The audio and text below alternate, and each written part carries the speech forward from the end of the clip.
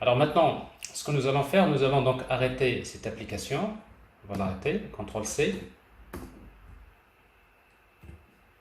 Et je vais éditer le projet.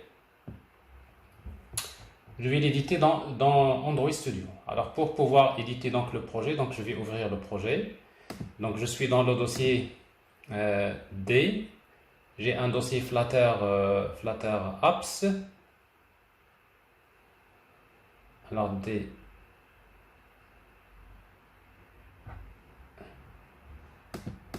Alors dans le dossier D, j'ai Flutter Apps et j'ai mon projet My First App.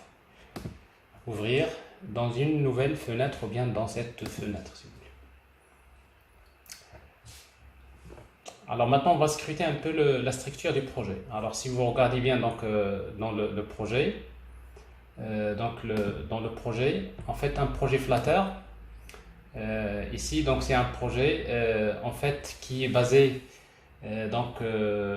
principalement sur Flutter, sur Dart, et dans lequel pour le moment il y a un seul fichier dans le dossier libre, il y a un fichier qui s'appelle main.dart web. Donc ça c'est l'application principale. Et après quand vous exécutez l'application, quand vous exécutez votre application, bah, tout simplement l'application ici ce qu'il va faire, il va exécuter la méthode main. Comme vous voyez ici, j'exécute la méthode, la classe, en fait, le run app, my app. Et après, vous avez une structure d'une application. Alors ici, donc, vous avez une application. Donc, vous avez ici une application, en fait, matériel app, à l'intérieur de laquelle vous avez le titre, le thème. Bon, ça, c'est un thème si vous voulez utiliser, par exemple, le bleu. Et après, dans Home, vous avez une classe qui s'appelle MyHomePage. Et en fait, MyHomePage, c'est quoi? C'est tout simplement c'est un stateless widget qui permet tout simplement d'afficher quelques messages. Alors tout ça, bref, à de l'exemple d'application, ce que je vais faire, je vais supprimer tout ça, hop, et je reprends. C'est-à-dire, supposons que vous voulez créer une application Dart from scratch, c'est-à-dire de rien. Alors ce que je vais faire, donc comme je disais, dans le fichier main.dart, je vais d'abord importer le package matériel Dart. Donc ça c'est la première des choses. Et dans une application, dans l'application Flutter, donc il y a la méthode main. Et dans la méthode main, comme je disais, donc vous pouvez utiliser donc soit les accolades comme ça, et vous mettez les instructions. Alors, mais si vous avez une seule instruction dans une méthode, vous pouvez utiliser directement comme ça. Et quelle est l'instruction que je vais exécuter? C'est run app. Alors maintenant, run app en principe, généralement ce qu'on va faire, c'est que dans l'application, toute l'application, on va créer un objet new material app. Donc material app. Alors en fait, l'objet matériel, si vous voulez, alors je fais un retour ici. Donc ça c'est parenthèse. Parce que, donc vous avez run app. Donc vous lui transmettez un objet material app et l'objet material app il a un paramètre, il y a des paramètres. Parmi les paramètres il y a et dans ici donc je vais le mettre à l'intérieur new my app. Bon, c'est-à-dire c'est la classe que je vais créer. Alors globalement ici il y a un point virgule. Alors maintenant si vous voulez maintenant que l'application puisse fonctionner, nous avons besoin maintenant de créer la classe MyApp. Alors pour créer la classe MyApp, normalement il faut créer une classe qui s'appelle MyApp et qui hérite d'un stateless widget. Alors si vous voulez faire un peu plus vite, stateless widget si vous voulez, et après vous allez redéfinir la méthode, etc. Mais si vous avez installé donc le plugin Flutter, il y a des abréviations, il suffit d'utiliser ST. Vous voyez donc il y a stateless, il y a stateful. Alors si vous mettez stateless, hop, et là vous allez voir donc il vous génère un stateless widget. Alors pour le moment, ma classe s'appelle myApp.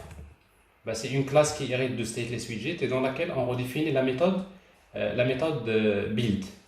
Alors maintenant, dans la méthode build, ce que je vais faire ici, je vais tout simplement afficher un texte au centre, si vous voulez. Mais pour moi, donc je vais créer, si vous faites new directement center par exemple, Alors, ce que je viens de vous dire tout à l'heure, c'est que new, quand vous utilisez le new n'est pas obligatoire, hein. Donc, c'est-à-dire au lieu d'utiliser new material app, vous pouvez utiliser tout simplement material app. Au lieu d'utiliser my app, vous pouvez utiliser tout simplement my app. Donc, vous voyez, donc le new n'est pas obligatoire.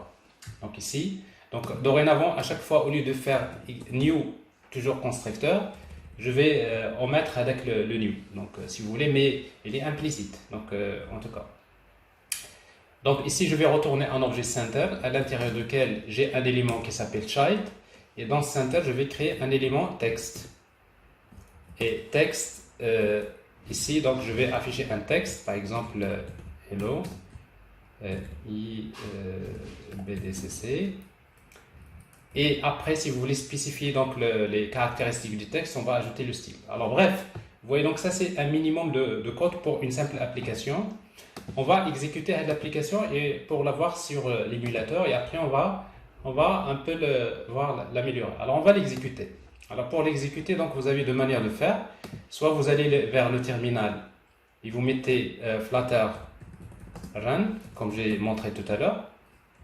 Ou bien tout simplement vous cliquez sur le bouton Run ici. C'est encore plus rapide pour tester les applications parce que il va vous permettre d'utiliser donc le système de hot reload qui vous permet de voir en fait rapidement les modifications sur votre application.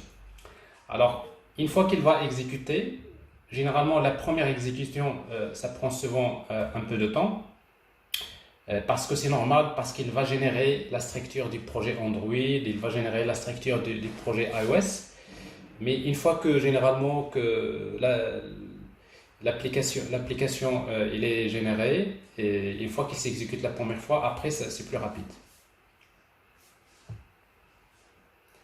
Alors il est en train toujours de générer donc l'application, d'assembler l'application. Après il va générer le fichier APK.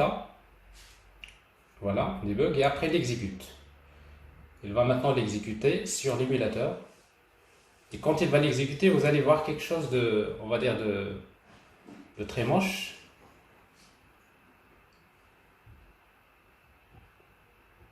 Voilà. Alors, vous voyez quelque chose ici un peu, hein, pas très joli, n'est-ce pas? Vous voyez un texte hello en rouge, etc. En fait, tout simplement, c'est-à-dire que ici, quand vous dessinez les éléments, alors maintenant, si vous voulez créer une application qui dispose d'une barre de titre avec c'est-à-dire un contenu classique. Donc vous pouvez utiliser directement ici, on va utiliser Scaffold. Donc avant de créer mon objet Center, ici, je peux supprimer ça. Donc ce qu'on va utiliser généralement, c'est que mon widget principal, il va utiliser l'élément Scaffold.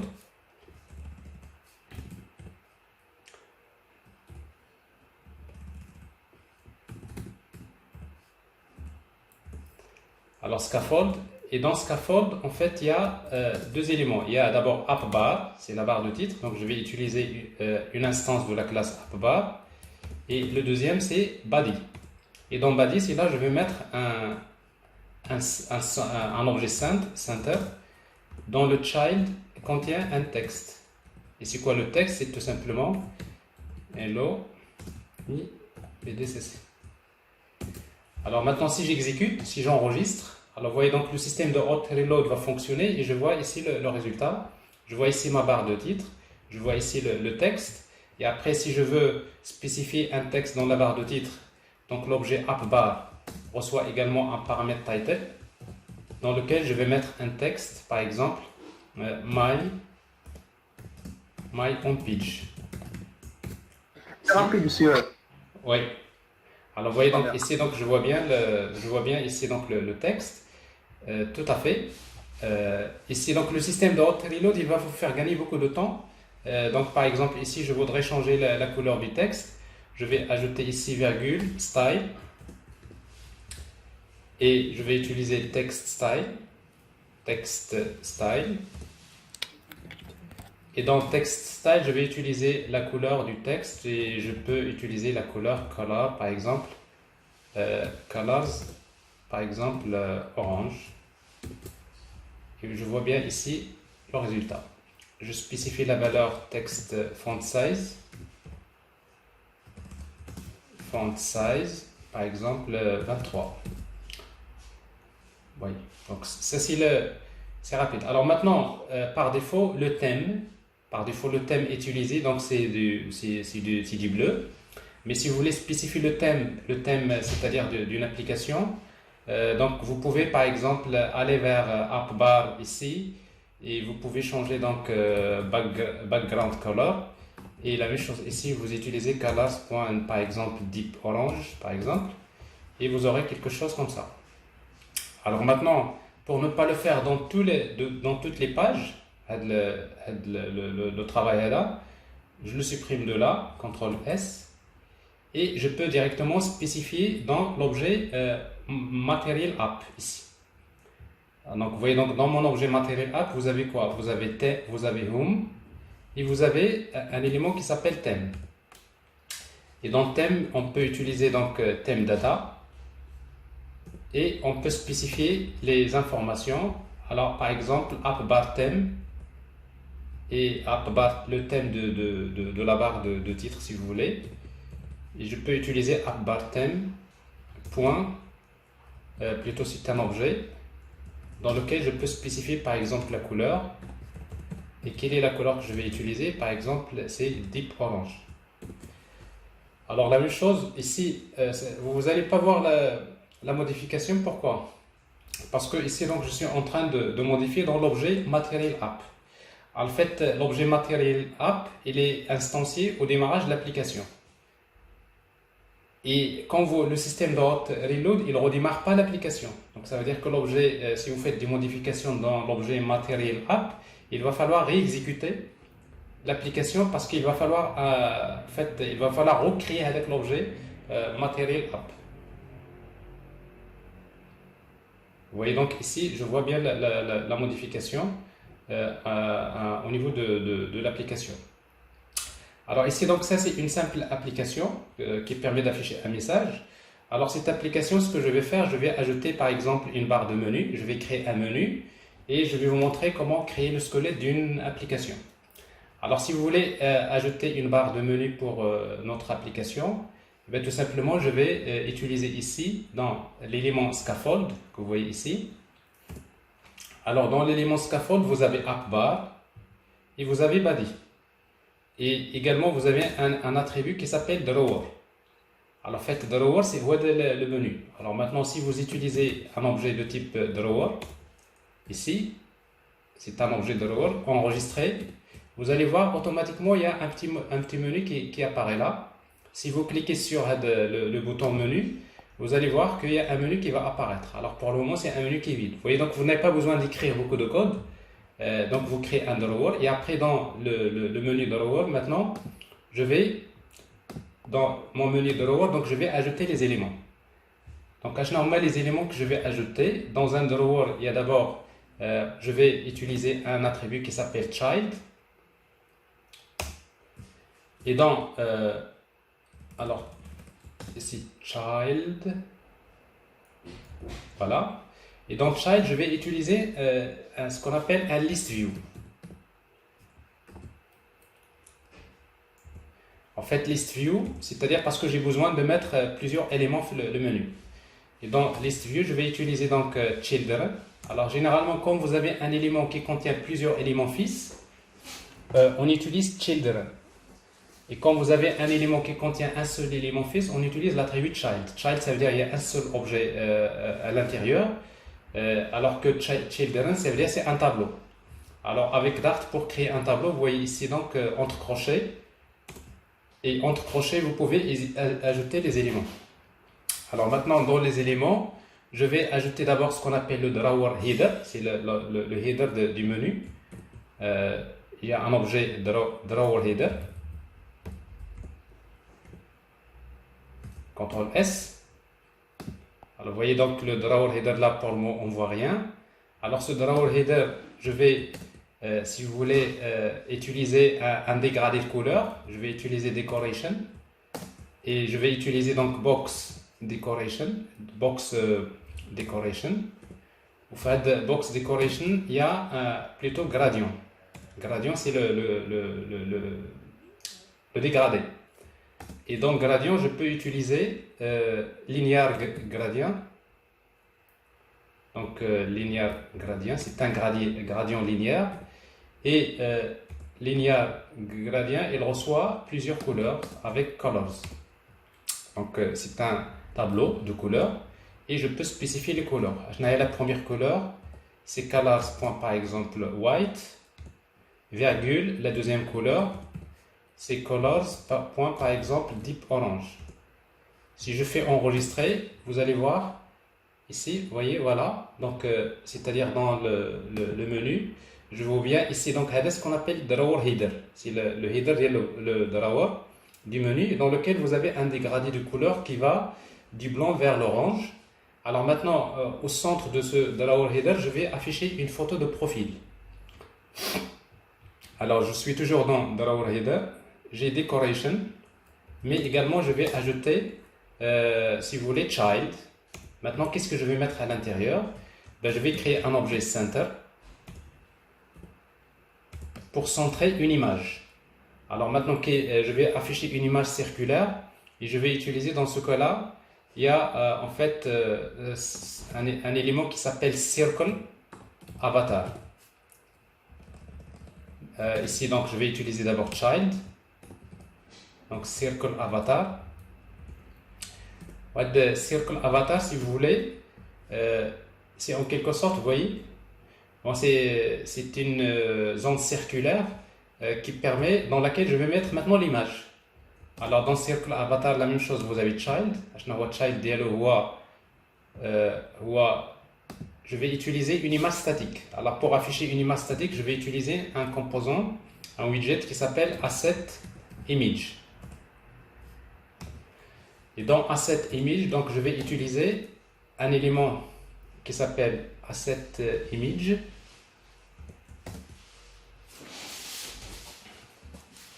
C'est bien ça. Alors child, donc asset image, background normalement. Alors alors il y a quelque chose qui cloche. Alors je reprends. Donc circle avatar.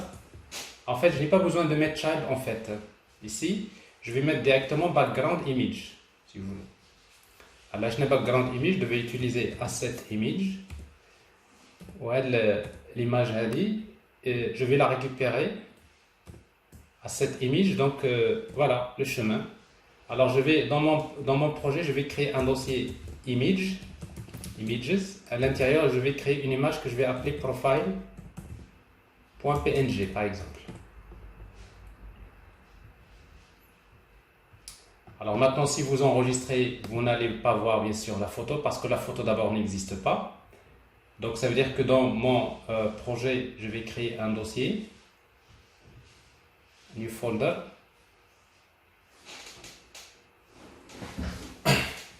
new directory, images, à l'intérieur duquel je vais copier une image profile.png. Donc, je vais prendre juste une image quelconque.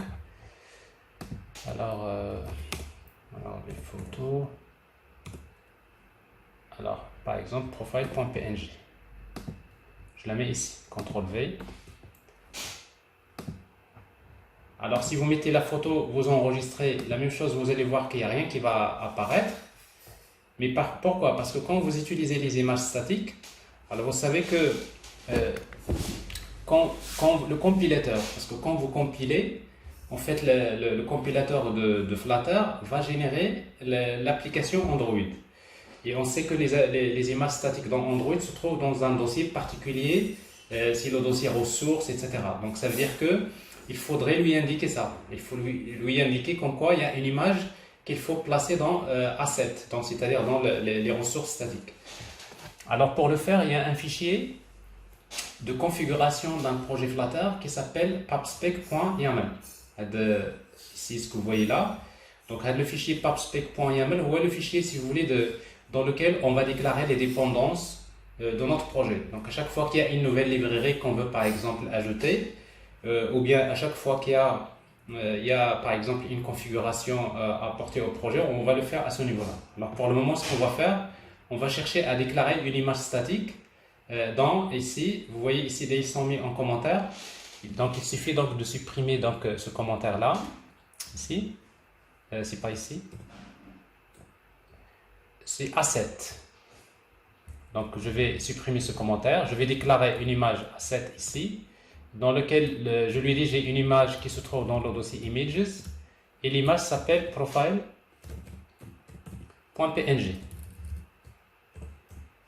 Alors vous enregistrez, il va recompiler, regardez l'image va apparaître ici. Alors ici donc c'est très simple, vous voyez donc c'est assez rapide, c'est-à-dire vous changez le fichier, il recompile et il va vers l'application Android, dans le dossier ressources, il ajoute l'image. Donc parce que tout ce qu'on exécute là, c'est l'application native, c'est l'application Android. Mais là, bien sûr, à travers le framework Flutter. Alors généralement, maintenant si je reviens à mon fichier ici, je peux par exemple prendre cette photo de profil. Ici, donc j'ai Circle Avatar et je peux ajouter. Alors là, parfois quand vous changez le fichier pubspec.yaml, il vous demande de recharger les dépendances. Souvent vous utilisez get dependencies, donc si jamais il y a une nouvelle dépendance que vous avez déclarée, il va la télécharger. Donc ici donc j'ai Circle Avatar, j'ai l'image de background et je peux spécifier par exemple la taille de l'image, c'est le rayon, radius. Par exemple, je vais utiliser 30. Alors ici 30, voilà, 40, 50. Voilà. Alors ici donc vous voyez donc ça c'est le menu drawer. Alors maintenant je vous rappelle que dans le menu drawer nous avons ici créé l'élément drawer dans lequel nous avons une liste. À l'intérieur de la liste j'ai des éléments fils, les drawer header qui est terminé ici, virgule. Je vais ajouter maintenant les autres éléments. Maintenant, les autres éléments, je vais utiliser les éléments de la liste. C'est des éléments qui s'appellent les styles. Donc, en fait, les styles, chaque élément, c'est un menu. Alors maintenant, dans les styles, vous avez le titre. Je vais utiliser ici un texte. Donc ici, le texte, c'est un texte que je vais appeler par exemple Home, par exemple le menu Home, et ainsi de suite, enregistrer. Si vous regardez ici, donc vous allez voir, donc il y a le menu Home.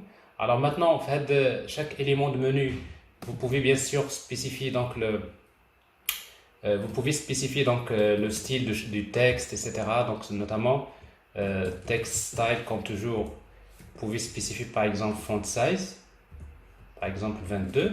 Bon, c'est juste comme ça, vous pouvez voir un peu. Vous voyez, donc ça c'est la taille du texte. Je vais mettre 18. Et après, pour le menu, parfois vous mettez une icône à gauche. Alors si vous voulez mettre une icône à gauche, vous utilisez un élément qui s'appelle Layline. Et dans Layline, vous utilisez icons. Icon, il y a une icône que je vais chercher dans la classe icons. Il y a des icônes, il y a plein d'icônes. Par exemple, il y a l'icône Home, par exemple, enregistré.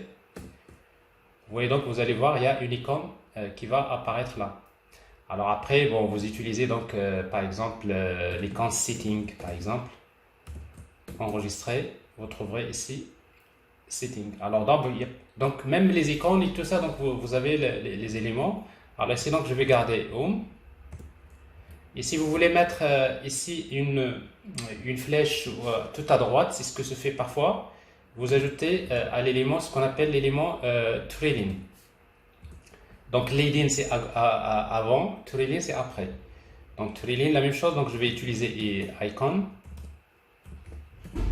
C'est icons dot par exemple icons dot par exemple row right par exemple.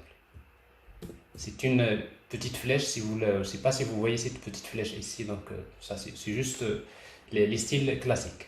Après, je peux ajouter un autre, et après, quand je clique, par exemple, quand je clique sur le menu, je veux afficher une nouvelle page. Alors ici, donc, je vais utiliser, donc, on tape. Alors, on tape, c'est une fonction. Je vais utiliser parenthèse, les accolades. Après, par la suite, je vais vous montrer quel est le code qu'on va faire ici pour afficher une nouvelle page. Parce que nous, on va créer un menu. À chaque fois que je sélectionne un menu, je vais afficher une page. Alors, c'est dans mon cas ici. Donc, je vais, voilà. Donc, je vais le laisser comme ça. Et après, je vais, par exemple, ajouter un autre list style. Je fais CTRL-C. CTRL-C. Ici, virgule. CTRL-V. Alors ça, si je vais l'appeler par exemple, on va créer une page qui contient par exemple une application qu'on va créer qui s'appelle Météo. Vous voyez, j'ai ici un menu, je change ici donc ça.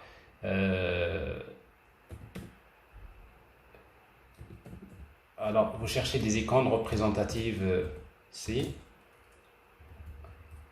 Je fais n'importe quoi map par exemple ici. J'ajoute un autre menu que je vais appeler ici par exemple Gallery, etc. Donc ça, c'est des pages qu'on va créer. Alors si vous voulez ajouter un séparateur en fait une ligne entre les menus, on va ajouter donc après chaque élément list style, on va ajouter ce qu'on appelle un élément qui s'appelle divider, virgule. Alors divider, donc vous voyez, il y a une ligne qui apparaît, elle est très fine. Vous ne la voyez pas, on va changer la couleur si vous voulez la voir. Color par exemple, colors.deep orange. Je ne sais pas si vous la voyez maintenant. Vous arrivez à la voir? Oui, oui, oui, on la voit, monsieur. Alors, donc ici, et je l'ajoute entre les éléments. Ici, la même chose ici. Et la même chose en bas, etc. Virgule. Alors, n'oubliez pas que je suis toujours à l'intérieur d'un tableau, ici. Vous voyez? Le tableau que j'ai ici, c'est liste, plutôt j'ai children.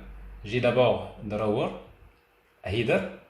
J'ai un élément menu, les styles, divider, les styles, divider, les styles, etc.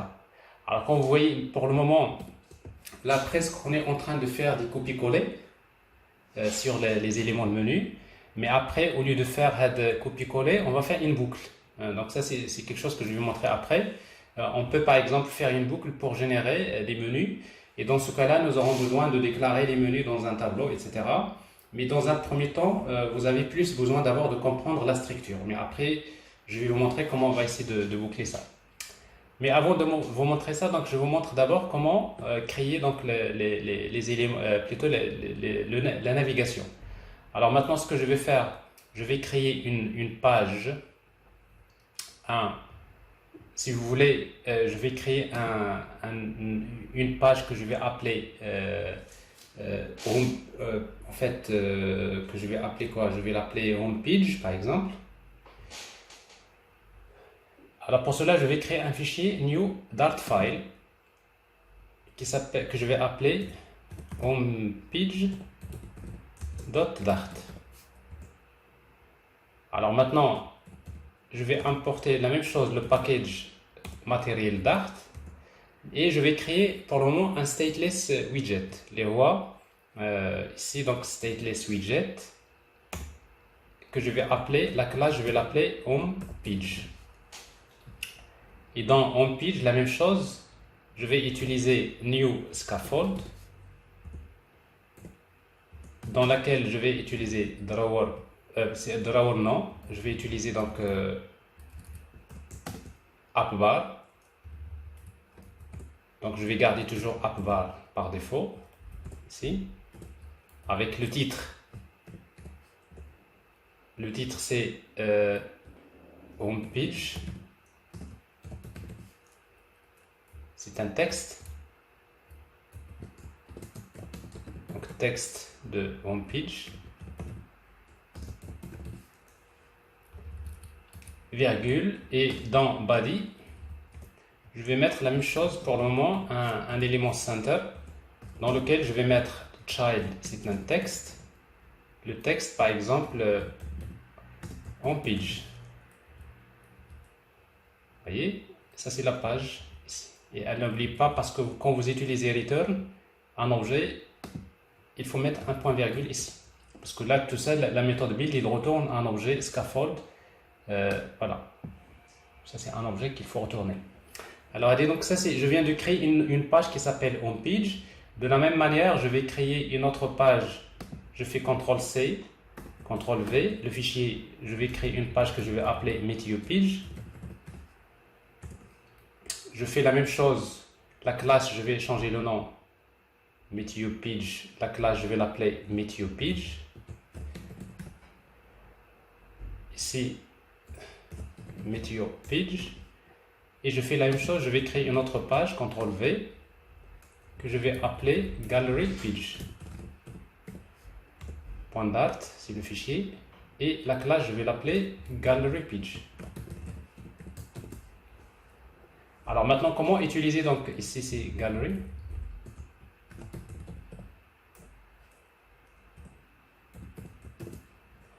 Alors maintenant, comment je vais les utiliser dans le menu? Alors ici, donc j'ai dans main.dart, je reviens ici, j'arrive vers le menu Home, et j'ai on tap.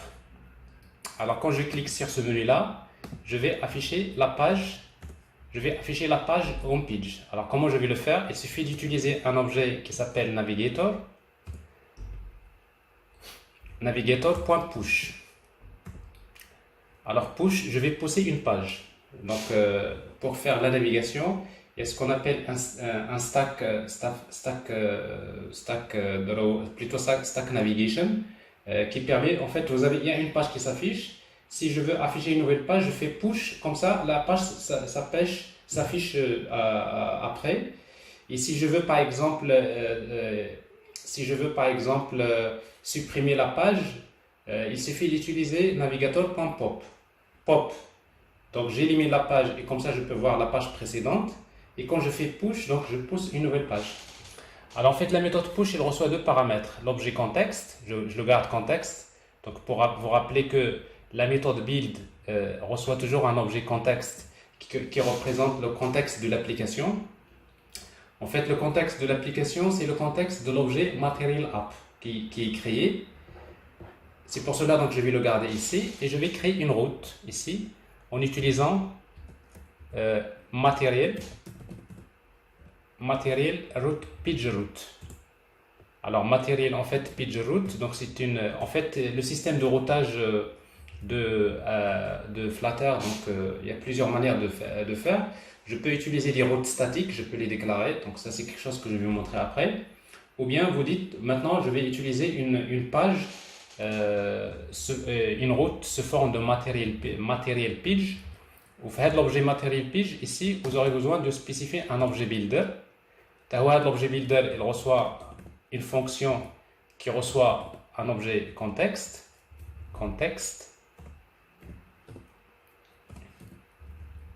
Vous faites l'objet contexte, tout simplement ici je vais retourner new. Vous instanciez la classe Leia homepage. Vous voyez donc homepage c'est une classe que j'ai créée dans l'autre fichier. Normalement pour l'utiliser il faut l'importer.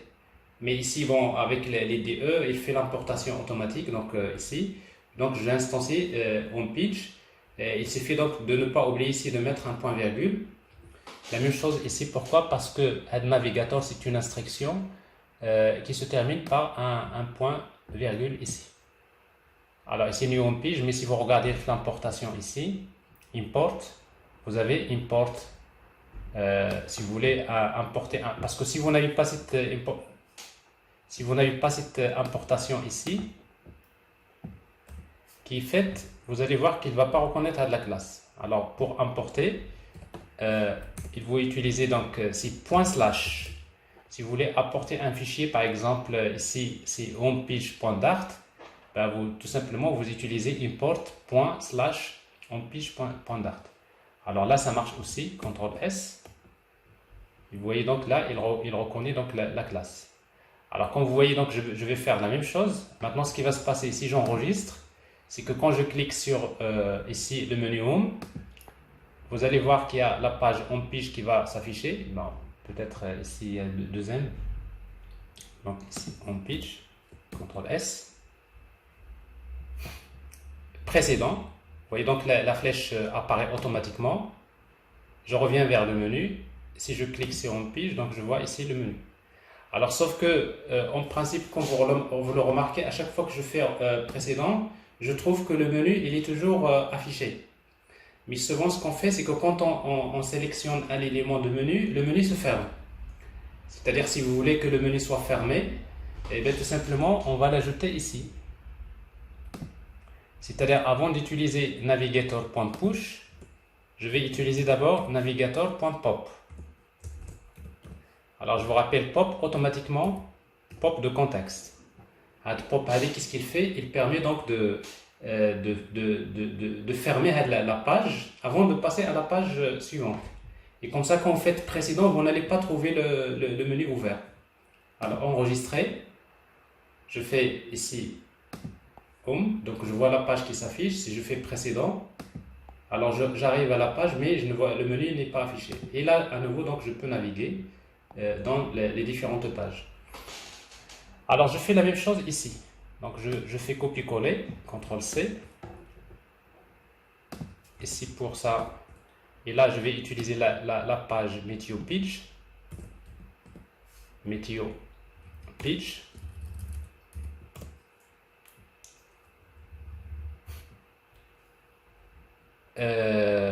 Juste, je dois vous dire une chose, c'est que déjà, comme je disais, donc, quand vous utilisez c'est-à-dire Meteo Pitch, vous n'êtes pas obligé d'utiliser New par défaut, donc vous n'êtes pas obligé. Et si vous utilisez si vous utilisez les accolades, ici, quand vous avez plusieurs instructions, vous utilisez les accolades. Mais quand vous utilisez les accolades, il faut mettre un point-virgule. Et return new.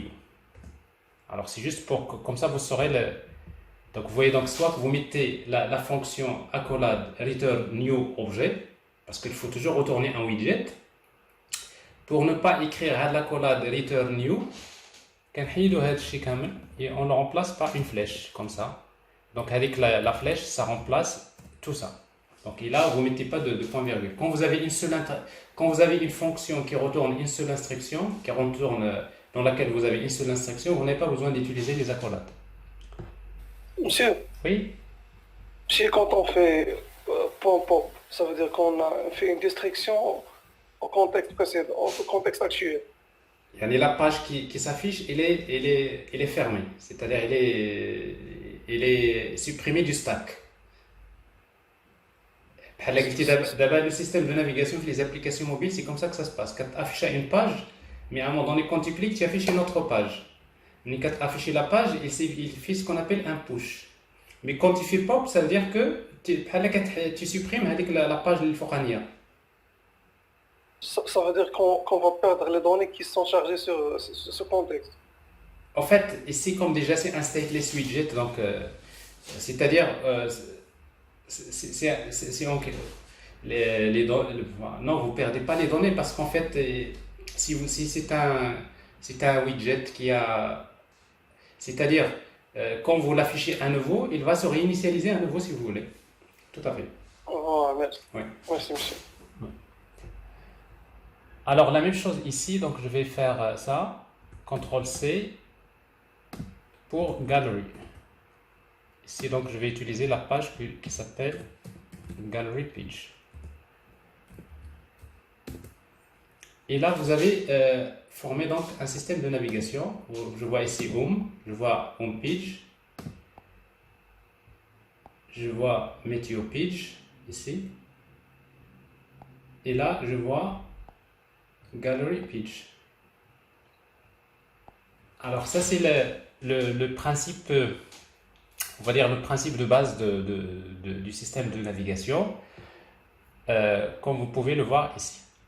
Alors après, donc, vous arrangez un peu vos pages, etc. Alors maintenant, le contenu de chaque page qu'on va créer, on va créer, en fait, on va voir par la suite, par exemple, pour l'application météo, on va essayer donc d'utiliser on va utiliser donc, voir comment envoyer, en fait, les pages qu'on va créer sont les suivantes.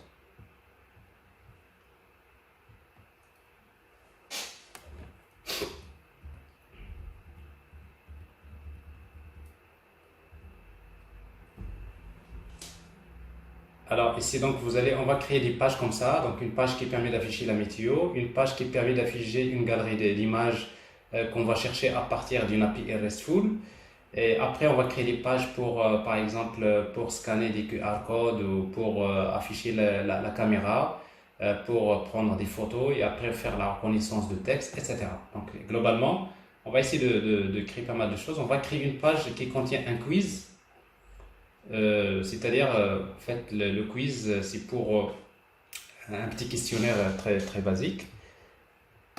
Alors, ici d'ailleurs, la méthode, en fait, gallery page, ici la home page, plutôt, donc je vais ajouter une page, un élément ici, avec un divider, CTRL-C.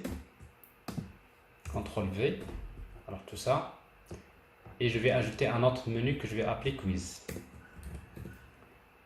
Et là j'ai besoin encore de créer une page qui s'appelle quiz page, CTRL-C, CTRL-V,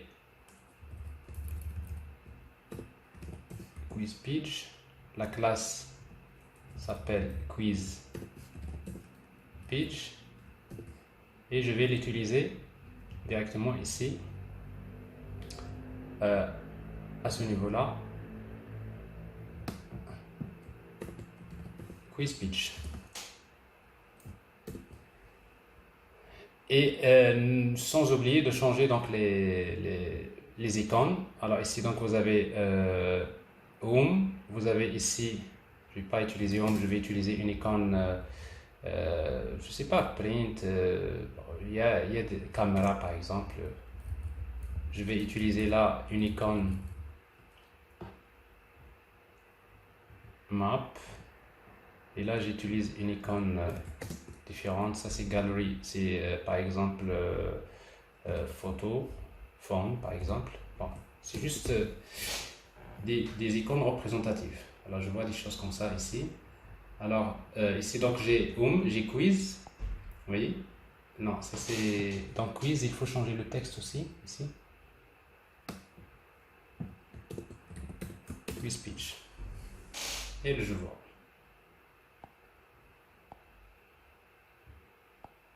Voilà. Alors ça c'est le système de navigation. Alors maintenant, juste avant de passer à la suite,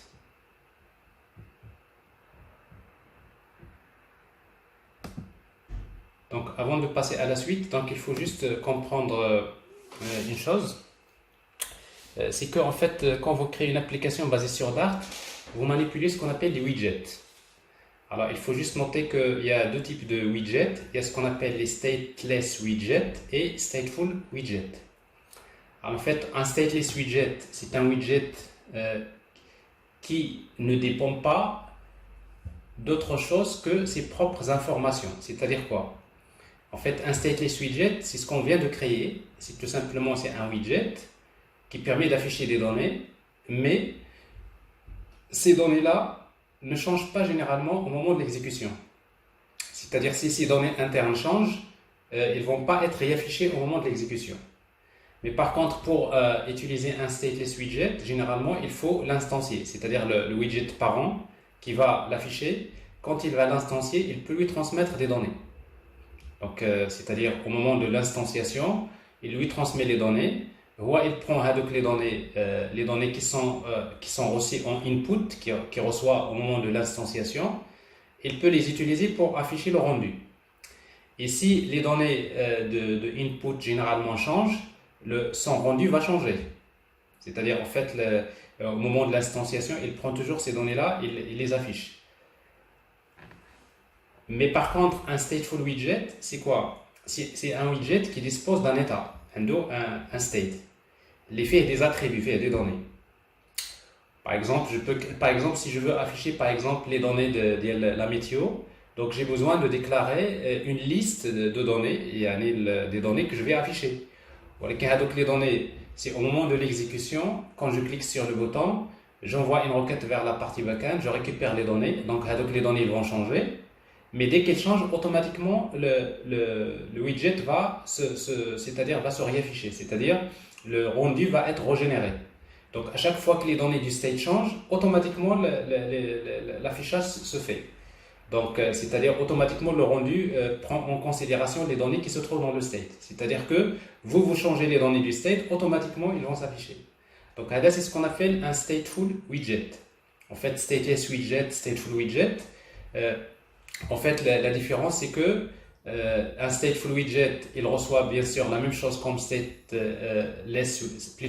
widget, il reçoit des données plutôt externes au moment de l'instanciation, à partir de ce constructeur. C'est la même chose que stateless widget, parce que quand il est instancié, on lui transmet des données.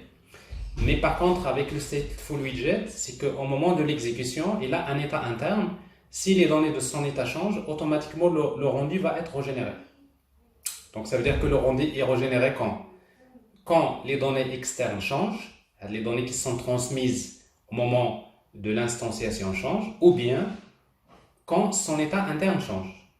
Alors que pour un stateless widget, le rendu est régénéré quand les données externes changent, c'est-à-dire les données qui sont transmises au moment de l'instanciation changent. Donc c'est ça la différence principale entre stateless widget et stateful widget.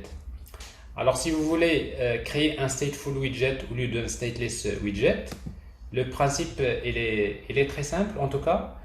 Comme vous voyez ici par exemple pour MeteoPage, dans notre MeteoPage c'est un stateless widget que nous avons créé.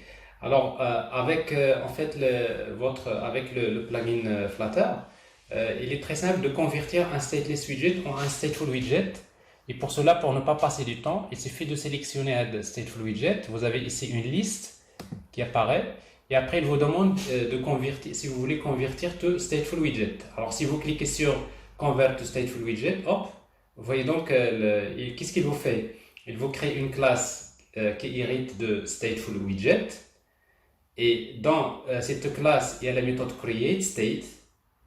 En fait, createState, il va retourner une autre classe qui s'appelle MeteoPageState, qui représente le state du widget, les YADI, qu'il va créer, c'est une classe à part.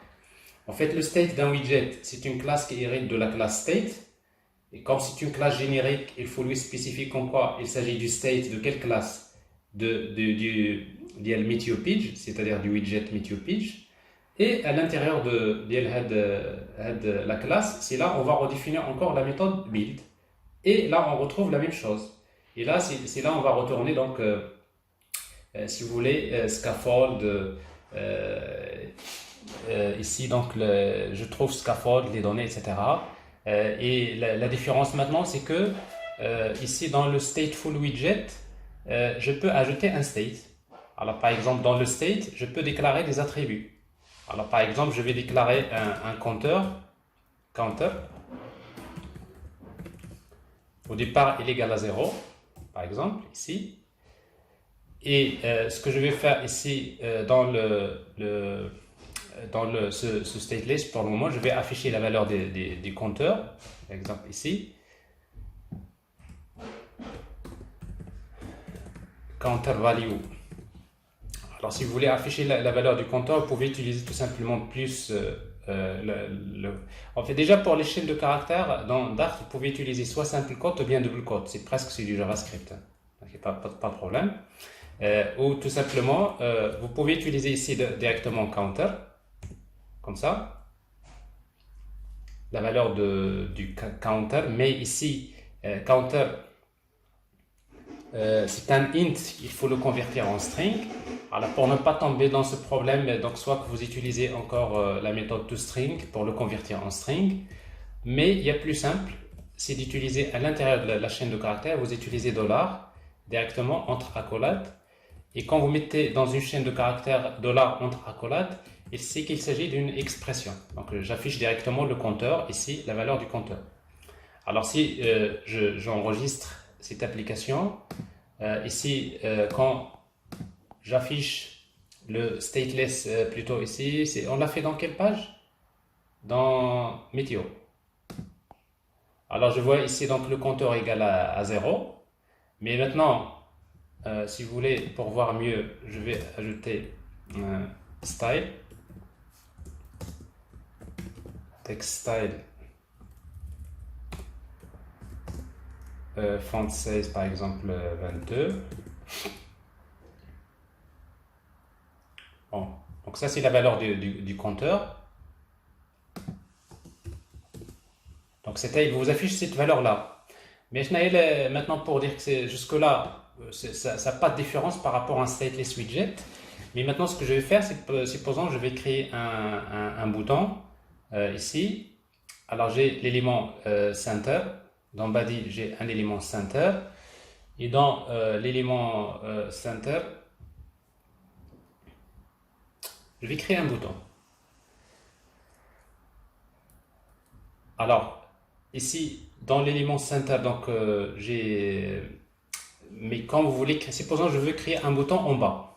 Alors dans ce cas-là, bon, l'élément center, je vais pas ce que je vais faire, c'est que l'élément, je prends l'élément center, CTRL X, comme ça, et je vais créer par exemple une colonne. Un élément colonne, ou un élément, un widget colonne, et si vous voulez, il reçoit l'élément children, c'est-à-dire plusieurs. Donc, c'est-à-dire c'est comme une colonne. Quand je fais CTRL V, c'est pour le moment j'ai un élément center. Alors vous voyez, donc ça c'est pour le moment une seule. Mais du moment que la colonne maintenant n'est pas centre, c'est-à-dire la colonne ici, il va afficher un ensemble de lignes. Et si vous voulez, donc voilà, le premier élément c'est un élément ici center. Le deuxième élément par exemple c'est un bouton. Alors je vais utiliser raise le bouton. Alors un bouton qui a un child, le child ou le texte du bouton, les voit par exemple incrémenté.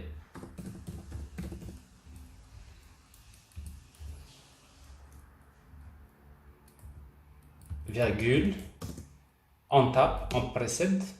Quand je clique sur le bouton, ce que je vais faire, je vais incrémenter tout simplement la variable counter. Mais pour incrémenter la variable counter, ben, tout simplement, je peux faire ça, plus counter, il n'y a pas de problème. Mais après, vous allez voir que ça ne va pas marcher, enregistrer. Alors, je vois bien ici le bouton incrémenter. Alors, je vais, ce bouton raise the button, donc je vais lui donner la couleur.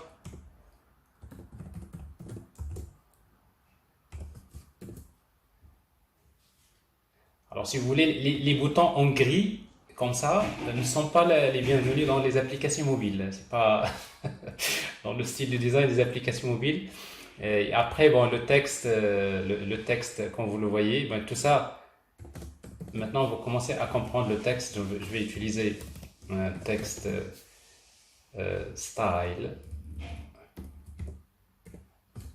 Et je vais utiliser la couleur, c'est white.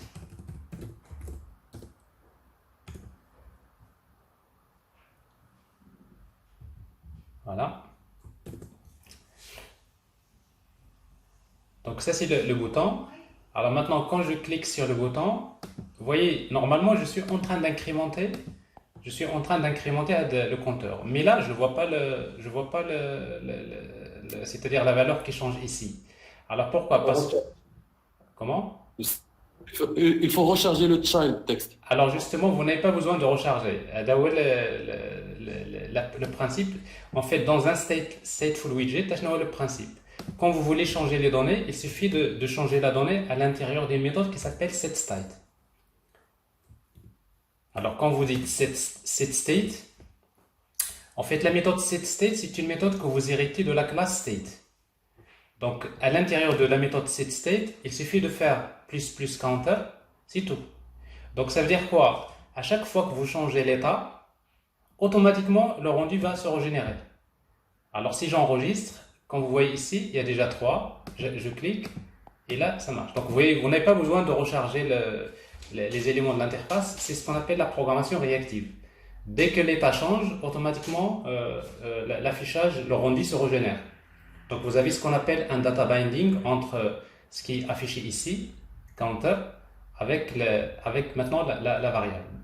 Donc, quand vous voulez changer le state, il suffit donc de le faire à l'intérieur de la méthode setState. Alors, c'est pareil, par exemple, je peux ajouter un bouton décrémenter, virgule, CTRL Z.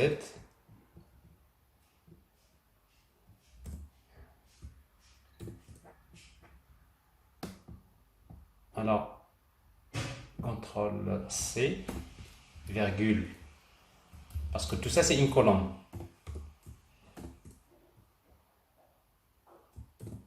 Décrémenter. On a qu'à dire moins.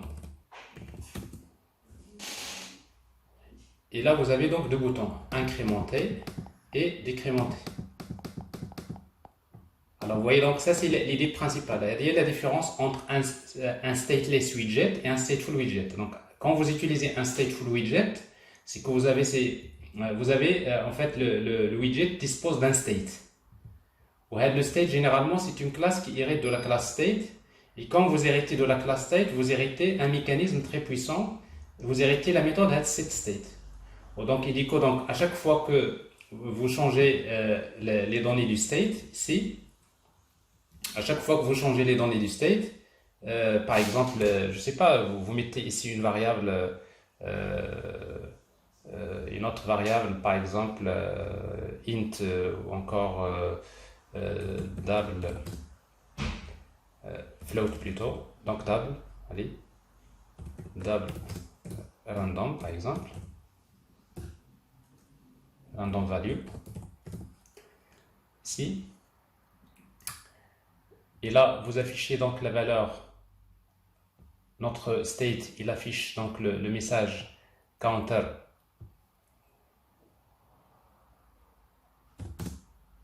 et après random value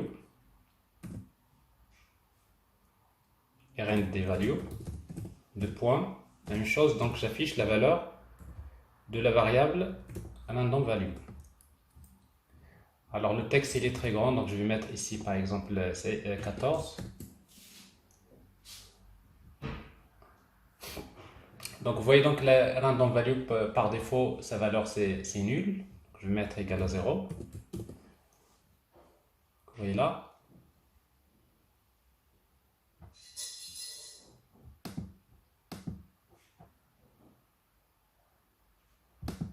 Alors, sauf que parfois, vous voyez, quand vous changez dans le state, les données du state généralement, alors, voilà, quand vous changez les données du state, parfois le système de hot reload,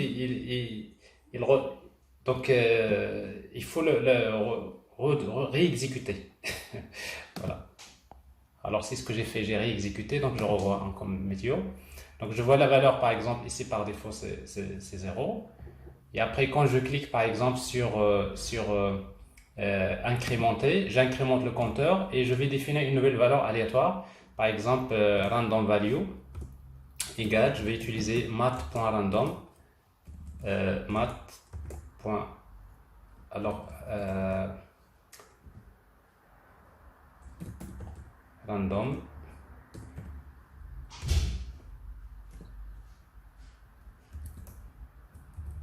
Je vais utiliser new random. Alors généralement, je vais vous montrer tout à l'heure rapidement, je crois qu'on est à terme, on est déjà, c'est fini. Donc random, un seed par exemple, point, je crois next int, je vais générer une valeur double, next double par exemple, une valeur quelconque. Une valeur aléatoire.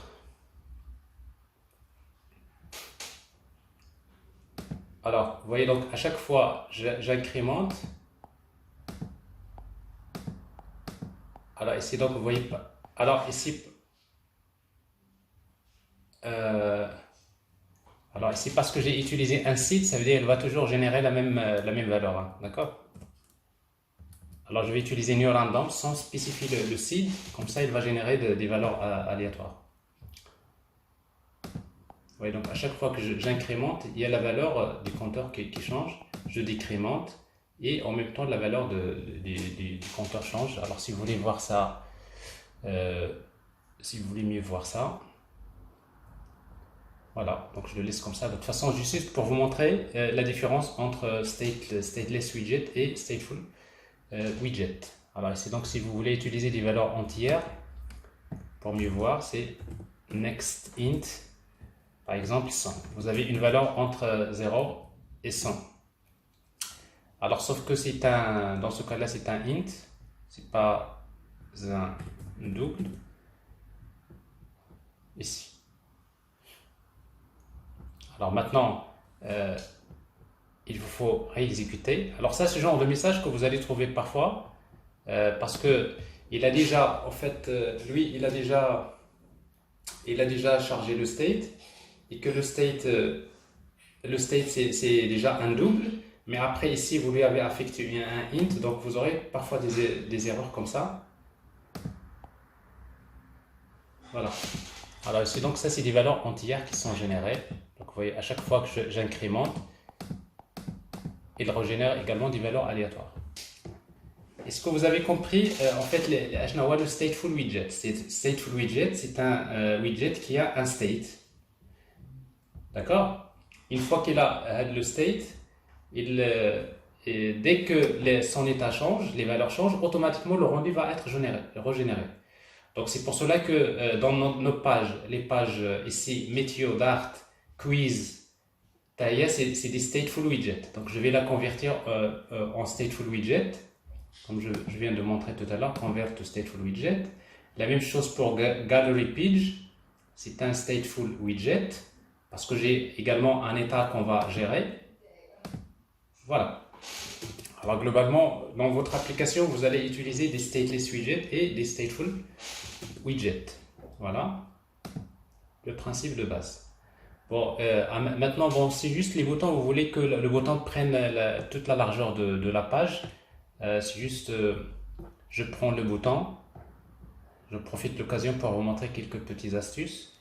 Alors, c'est pas ici dans Meteo Page pour le moment. Vous avez le bouton ici. Alors, si vous voulez prendre le bouton, vous voulez le mettre à l'intérieur d'un élément, par exemple, container.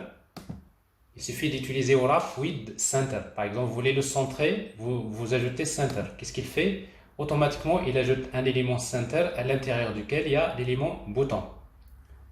Ou bien, moi, ce que je vais faire, je prends le bouton ici, et je vais lui demander de l'envelopper dans un container.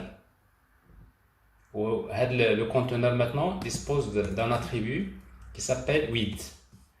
Et si vous voulez donner la largeur maximale à un compteur, vous pouvez utiliser la valeur double.infinity. Infinity, c'est-à-dire l'infini. Bon, l'infini, ça veut dire, bon, forcément, c'est-à-dire que votre widget, le conteneur va prendre toute la largeur de la page.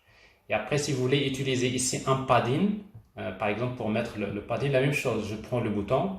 Donc, vous pouvez utiliser le conteneur, il y a un élément padding, ici, dans lequel vous pouvez mettre, par exemple, ici, je peux utiliser c'est inset edge. C'est edge inset, par exemple, all edge.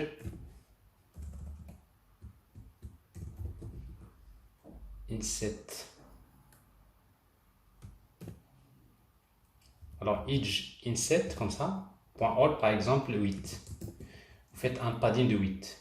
Vous voyez donc il y a le padding. Alors je fais la même chose pour l'autre bouton. Je vais l'aérer un peu ici de la même manière. Je prends ce bouton là et je vais l'envelopper dans un élément.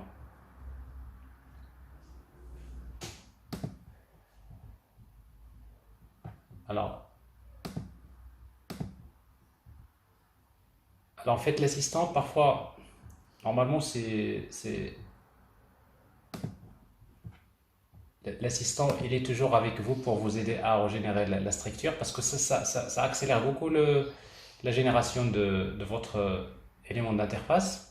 Du moment que vous savez ce que vous voulez faire, pour ne pas supprimer, vous déclarez un élément container à l'intérieur duquel vous mettez les boutons et tout ça. Tout ce que vous faites, vous sélectionnez le bouton, vous avez ici l'assistant, et après vous dites je vais envelopper dans un container. Et quand vous enveloppez dans un container, la même chose. Donc vous dites je vais utiliser 8, par exemple, égale maximum, c'est double point infinity, et je vais ajouter le padding. Donc le padding, comme je suis dans un conteneur, je peux ajouter ici directement padding, et comme j'ai fait tout à l'heure, ou bien encore vous ajoutez ici, vous sélectionnez l'élément bouton et vous l'enveloppez dans un élément qui s'appelle padding. Alors, vous voyez par défaut, il vous affiche, il le met à l'intérieur d'un élément padding de 8 enregistré et ça marche. Alors j'ai ici incrémenté. Alors c'est pareil pour le texte qui en haut, si vous voyez qu'il est mal placé. Donc l'élément center que j'ai ici, donc je peux par exemple l'envelopper lui-même dans un élément padding. Padding comme ça, enregistré. Vous allez voir un peu d'aération, etc. Donc, globalement, une fois que vous aurez compris le principe de base, la création des interfaces basées sur Flutter sont très, très simples à faire. Alors maintenant, en fait, notre application météo, c'est pas ce qu'on va faire. Mais ce qu'on va faire, donc, par la suite, on va créer...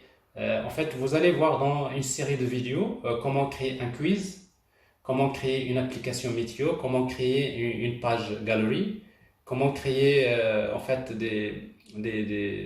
comment utiliser la caméra et comment prendre des photos et scanner des QR codes, des choses comme ça. Bon, c'est des choses très intéressantes. Alors, normalement, la prochaine fois, je vais d'abord m'arrêter sur le langage Dart. Dans la série des vidéos que je vous ai donné, il y a aussi une partie dans laquelle Dart, d'abord le langage, comment l'utiliser. Donc là, c'est important, avant d'approfondir vos connaissances sur Flutter, il faut d'abord revenir sur le langage Dart pour voir la structure du langage, comment créer une application, comment créer une classe, comment instancier les classes, de quelle manière. Il existe plusieurs manières d'instanciation, ainsi de suite. Donc, en tout cas, tout ça, vous l'avez dans le support, comment créer des listes, comment créer des maps, comment comment convertir un objet JSON en objet Dart, etc. Donc, ça, c'est des choses qui sont très, très utiles, donc, en tout cas pour la suite. Une fois que vous aurez compris comment travailler avec Dart, langage, et quand vous allez voir comment travailler avec Dart, vous allez vous rendre compte que finalement, que Dart, c'est quoi? Dart, c'est un langage que je trouve quand même qui est très intelligent, les gens qui l'ont créé, parce que qu'est-ce qu'ils ont fait? Ils ont pris les avantages de Java, le langage Java, parce que là, vous retrouvez quasiment la structure, les classes, l'héritage, les interfaces et tout ça. Vous trouverez presque un peu la structure d'une application basée sur le langage Java. Mais ils ont ajouté également les avantages de JavaScript. Donc, le fait de créer des tableaux dynamiques, le fait d'utiliser donc tout ce qui est dynamique dans JavaScript, on va le retrouver. Donc, ça veut dire que Dart, il vous donne les avantages de JavaScript en termes de souplesse de syntaxe dynamique, mais également, il vous donne les avantages d'un langage structuré et orienté objet comme Java. Donc, ce qui fait que vous n'allez pas vous perdre. C'est-à-dire, c'est quelque chose que vous allez manipuler assez rapidement.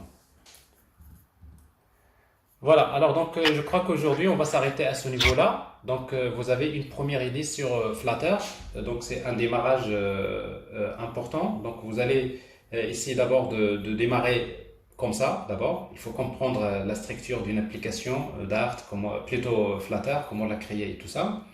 Et la prochaine fois, on va entrer dans quelques détails. Mais le plus important, c'est ce que je viens de vous faire ce matin, parce que ça vous permet de comprendre déjà la structure. Donc voilà. Donc l'élément state, lorsque vous cliquez sur le bouton, Oui. Quand on clique sur le bouton, le variable. Ouais. ما ترجعش الزاوية. ملي كنكليكي على دونك quel ماشي bouton لا بلا attends يعني مني علاش ما كيرجعش للزيرو سي سا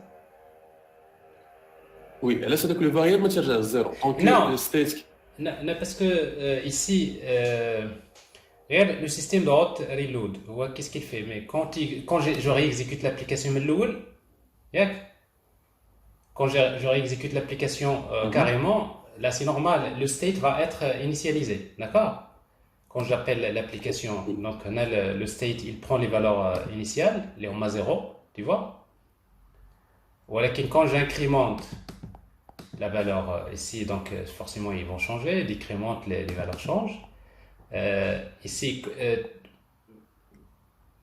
mais quand je fais une modification supposons je fais une modification ici au lieu par exemple de faire counter plus counter je vais utiliser counter égale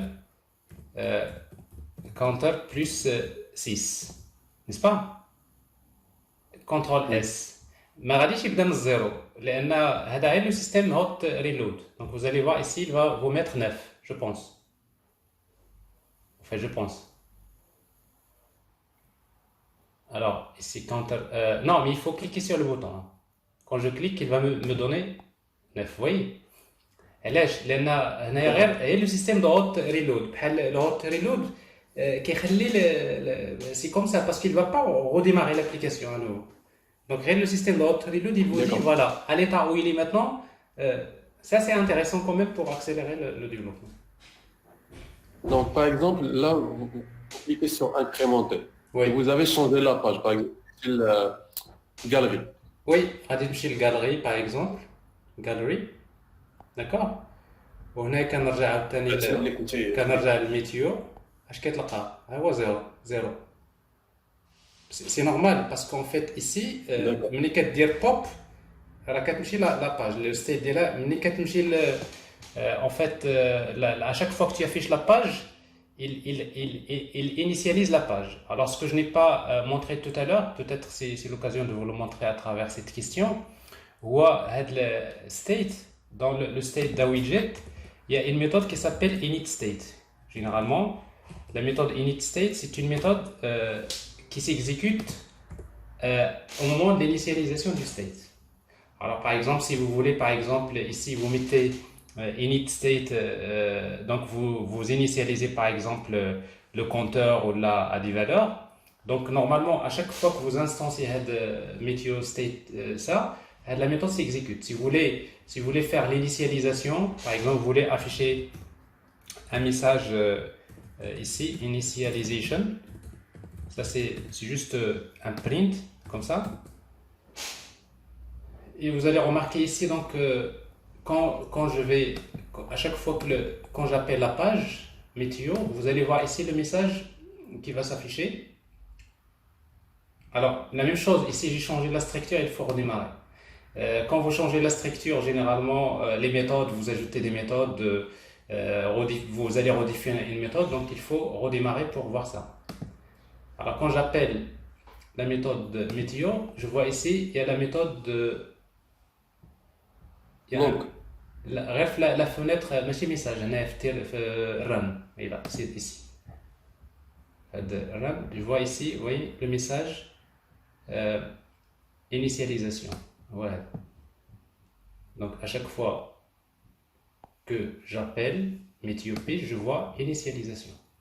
Il s'agit bien que à chaque fois le state il est instancié, la méthode initialisation s'exécute. Init state. Bon, c'est bien d'avoir posé cette question parce que après la prochaine fois, on va voir que par exemple notre page météo, c'est dans la méthode init state qu'on va envoyer une requête HTTP vers la partie backend, on récupère les données JSON et après on va afficher les données de la météo par exemple. C'est clair? Merci beaucoup. Oui, merci. Voilà. Alors je crois qu'on a débordé parce que j'ai un autre cours à 14h, vous-même vous avez un cours à 14h, il faut aller manger quelque chose et la prochaine fois on va continuer, d'accord? Alors l'enregistrement, vous avez déjà un enregistrement similaire que vous avez déjà, je vais vous envoyer, je vais vous créer à nouveau un cours sur développement mobile dans laquelle je vais vous restructurer un peu la partie du développement mobile. Mais l'enregistrement d'aujourd'hui, la même chose, une fois que je le compile, je vais le partager avec vous. Ça marche. Merci Et à beaucoup. et à la bonne journée. Salam alaikum. Merci. Au revoir. Merci. Au revoir. Au revoir, monsieur. Salam. Merci beaucoup. Je vous en prie.